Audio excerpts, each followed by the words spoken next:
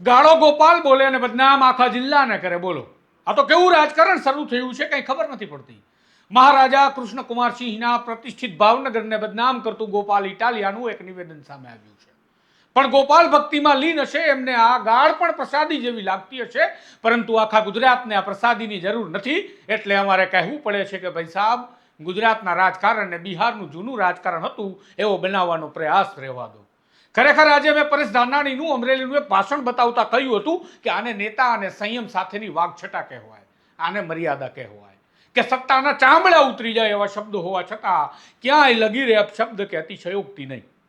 કોંગ્રેસના પીઢ નેતાઓમાંથી આ શીખવાનું છે. પરંતુ ગોપાલ ઇટાલિયાએ તો ગાળ પણ બોલી, જાહેરમાં બોલી અને પછી કહ્યું પણ ખરા કે અમારે ભાવનગરમાં ભાઈઓ બહેનો ને છોકરા બાયું બધા બોલે અને રેગ્યુલર બોલે. વાહ, તો ભાવનગરથી ચૂંટણી લડવી હતી ગોપાલભાઈ, જુનાગઢ કેમ ગયા? હાલે લે, આખું ભાવનગર ગુંડા બોલતું હશે? આવા સવાલ કરવાના જ ન હોય, કારણ કે આપણે જાણીએ જ છીએ કે ભાવનગર કે કોઈ શહેર આવી રીતે તો ગાળો ના જ બોલતું હોય. પરંતુ ગોપાલ ઇટાલિયા હવે ગુજરાત આખાને આવા ભાષણ આપીને ગાળો બોલતું કરે તો ના નહીં, કારણ કે ધીમે ધીમે નેતાઓના ભાષણથી રાજકારણની ભાષામાં ટ્રેન્ડ બદલાતો હોય છે. ભાજપે ધૃણા શરૂ કરી એટલે પછી બીજા નેતાઓ પણ એ તરફ પડ્યા. આમાં કોઈના વખાણ કરવા જેવા નથી, પણ ભૂંડા બોલવાની રેસમાં આપના ગોપાલ ઇટાલિયા જીતી ગયા છે પાક્કું. આવો વિગતે કહું, ગોપાલ ઇટાલિયાએ આખો ભાવનગર જિલ્લો કઈ ગાળ બોલે છે તેવું કહ્યું અને સુરતને પણ સાથે સાથે કેવી રીતે બદનામ કર્યું તેના વિશે. નમસ્કાર, હું છું આપની સાથે તુષાર બસિયા. આપ જોઈ રહ્યા છો સ્વમાન. આજે સોમાને પૂર્વ વિપક્ષી નેતા પરેશ ધાનાણીનું ગઈકાલનું એક અમરેલીનું ભાષણ સંભળાવતા કહ્યું હતું કે બેફામ બનેલા નેતાઓએ પરેશ ધાનાણીને સાંભળીને શીખવું જોઈએ. આમ તો નેતાઓ સદનમાં હોય કે બહાર, તેમને જે બોલી બોલવાની હોય એ સંસદીય ભાષા જ હોવી જોઈએ, કારણ કે તેઓ હવે જાહેર જીવનમાં લાખો લોકોનું પ્રતિનિધિત્વ કરી રહ્યા છે. પરંતુ હમણાં નવો ટ્રેન્ડ થયો હોય તેમ નવા નેતાઓ બધી પાર્ટીના બેફામ બોલવા લાગ્યા છે અને હવે ગોપાલ ઇટાલિયા આ સ્તરને નવા શિખર સુધી લઈ ગયા છે. સાંભળો ભાવનગર વાસીઓ અને સુરત વાસીઓ, ખાસ ગોપાલ ઇટાલિયાને, અને કમેન્ટમાં કહેજો કે તમારે બાયુ છોકરા નોર્મલી આવી ગાળો બોલતા હોય છે કે કેમ? આખા ગુજરાત રાજકોટ વાળા ત્યાં જોવા આવવાનું નથી. ભેસાણમાં ગોપાલભાઈ નું શું પિક્ચર છે?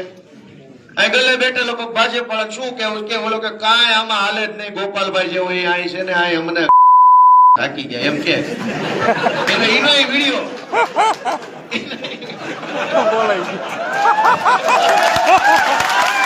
એટલે અમારે ભાવનગરમાં નોર્મલ છે. સોરી હો, મને ખરેખર ખબર નથી. ના અમારે તો ભાવનગરમાં નોર્મલ બોલચાલમાં બેનો બોલે, ભાઈઓ છોકરા બધા બોલે, એકદમ રેગ્યુલર બોલે. એમાં કેમ કે સુરતમાં નથી તો હાવ ગાલી બોલતા. ભાવનગર સાઈડમાં બેનો ભાઈઓ બધા બોલતા જ હોય છે. એટલે આ જૂનાગઢના ભેસાણમાં ગઈકાલે આપેલું ગોપાલ ઇટાલિયાનું ભાષણ છે. તમે સાંભળી નહીં શક્યા હોય બીપના કારણે એ ગાળને, અને અમે પોલિસી મુજબ તમને સંભળાવી પણ ન શકીએ. પરંતુ સોશિયલ મીડિયા પણ ઘણી જગ્યાએ આ વિડીયો તમારી ઈચ્છા હોય તો તમને જોવા મળી જશે. અહીંયા મહત્વની વાત એ છે કે ગોપાલ ઇટાલિયા તો ગાળ બોલ્યા, પણ ભાવનગર આખાને પણ ગાળો બોલતું બતાવી દીધું. શરમ ત્યાં પણ નહીં આવી અને ગોપાલ ઇટાલિયા સ્પષ્ટતા કરતા કહે છે કે ભાવનગરમાં તો બાયું છોકરા બધા નોર્મલી રેગ્યુલર બોલે છે. એટલે આ ભાઈ ગોપાલજી, ભાવનગરને બદનામ શા માટે કરો છો? આપણે ભૂલથી બોલી ગયા હોય ગાળ તો એ માફી માગી પાછું વાળી લેવાય, પરંતુ ગાળો બોલતો જિલ્લો સાબિત કરી આપની ભૂલને છુપાવવાના પ્રયાસ ન કરાય.